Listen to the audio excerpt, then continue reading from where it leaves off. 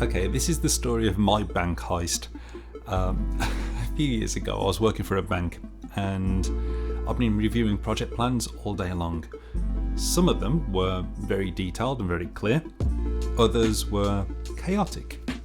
And then I came across something new, something that just made sense.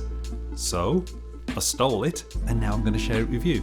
In one of the plans, at the start of the task name for each dependency, there were these little tags, dep in and dep out, inbound and outbound dependencies.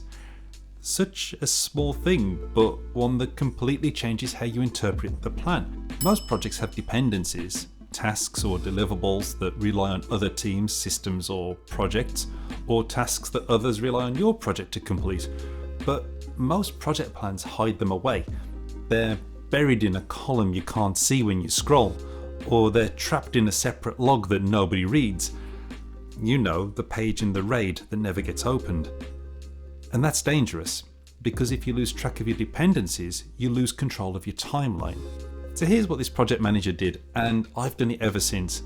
They simply renamed each dependency. So if they needed something from someone else, it became dep in task name. If someone needed something from them, it became dep out task name.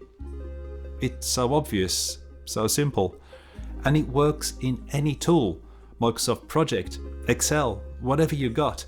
You don't need a plugin or a special view, just clear labeling that shouts, this task depends on someone else, or someone else depends on this. When it's visible, people can't ignore it. So here's your challenge. Open your project plan. Find every task that depends on or delivers to another team or project, and rename it. Add dep in or dep out to the start of the title, even if you already have a dependency log. Because when your plan speaks for itself, it becomes that much easier to keep your project on track.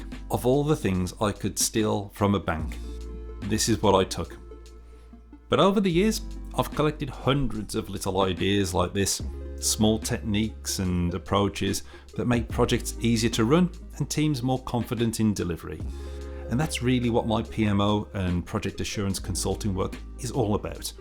Helping organizations to see the things that usually go unnoticed and making small percentage improvements that compound and lead to bigger, lasting results. If that's something that your organization could use, a clearer view of how projects are performing and where they could perform better, you can learn more about how I work with teams using the link in the description. Keep going and have a great week.